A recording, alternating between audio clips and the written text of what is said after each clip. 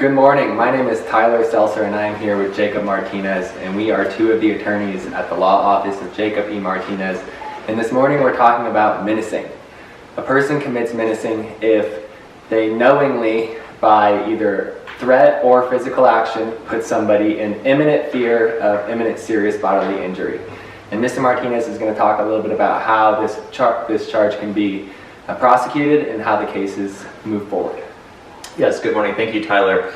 So there are two types of menacing in Colorado. There's felony menacing and then there is misdemeanor menacing. The difference between the two all boils down to whether there was a deadly weapon or something fashioned to look like a deadly weapon that was involved in the supposed conveyance of a threat of serious bodily injury. So if there is a deadly weapon involved, or even something that looks like the deadly weapon, then it's going to be charged as a Class 5 felony. If there is no deadly weapon, then it's going to be charged as a Class 3 misdemeanor.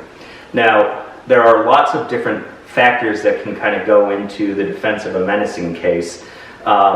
First off is, was there a weapon or was there not? Now, I've had multiple cases where this has come up, and oftentimes it comes up in the context of a road rage type allegation.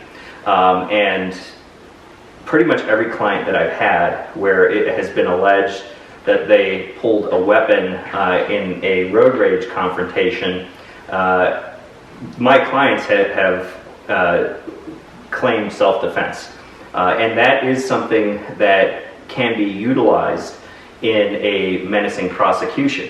That if a person reasonably believed that their action of displaying a weapon was a last resort, so to speak, in order to prevent what they thought was going to be use of deadly force or serious bodily injury for them, then you can at least argue under Colorado law that you were doing that in self-defense. Now, that's a matter that is going to be up to a jury to determine whether they believe that that act was justifiably in self-defense, but it is something that can be raised, and oftentimes I've seen it in the context, as I said, of road rage situation. One case came to mind where a client was driving down the highway and there was an aggressive semi-truck driver that was repeatedly swerving into his lane, and he was essentially in the fast lane, the number one lane, right next to him. So he was in the fast lane. Right next to him was the concrete barrier, and then here was a semi-truck that was aggressively weaving in. And in that situation, self-defense absolutely applied, because in that situation, what were the client's alternatives? He was in fear for his life. You've got an enormous truck right here. You've got a concrete immovable barrier here.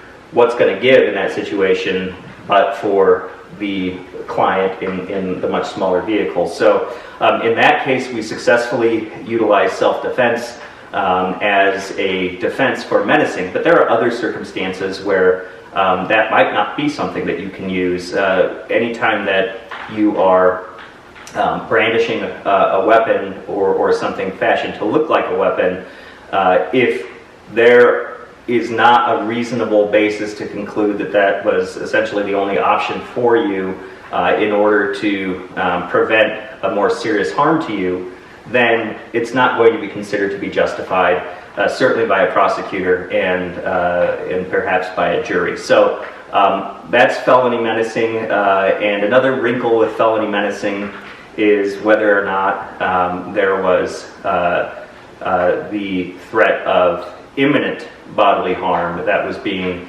conveyed allegedly by the defendant. So imminent means it's going to happen right now, unless you take some sort of action. So when you're talking about imminence with regard to menacing, let's say in a hypothetical example that I am carrying a backpack and that someone comes up and threatens me and that I tell them, hey, leave me alone because I've got a gun in my backpack. But you never actually pull out the gun, you never actually even unzip the backpack, you never actually take the backpack off of your shoulders. In that scenario, though certainly even if law enforcement came and lo and behold they searched the backpack and they found in fact a gun, there would be a really good argument there that there's not the imminence that's required for a menacing charge to stick, because there are all these things that had to have happened before that threat could have gotten to the level of right now it's about to happen. So that's another important consideration in menacing cases, is imminence. Another interesting wrinkle is whether or not there was an actual weapon or whether there was something fashioned to look like a weapon. So let's play another hypothetical example.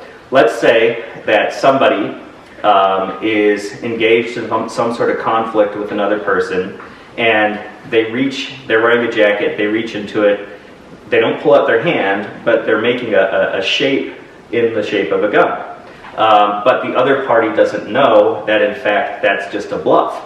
Well, for the purposes of menacing, that doesn't matter. Whether there was an actual deadly weapon or something fashioned to look like a deadly weapon, the calculation is not what was the person who's being charged with menacing thinking, or what did they know about what item they truly possessed. The calculus is rather, would it be reasonable for the other party to have believed that there was in fact a deadly weapon? So somebody could theoretically be charged for making a shape of a gun in their pocket, even though they never actually had the weapon, because it was fashioned to look like a deadly weapon. So any type of situation where there is a threat of serious bodily injury or worse through either the use of a deadly weapon or something that's fashioned to look like a deadly weapon, that is going to often be charged as felony menacing, which is a Class 5 felony. The misdemeanor version of menacing is all the same conduct, but with no deadly weapon, and that is a Class 1 or a Class 3 misdemeanor. So in Colorado, we have 6 classifications of felony. 1 is the most serious, 6 is the least serious. We have 3 classifications of misdemeanor. 1 is the most serious, 3 is the least serious.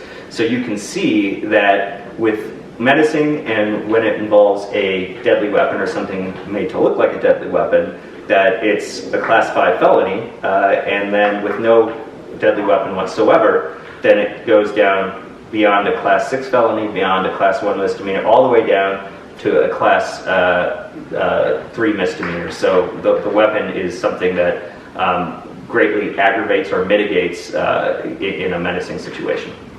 And whether you're charged with the misdemeanor or the felony version of menacing, it's clear that these cases are complex, and there are many different defenses available and many different ways to argue the case.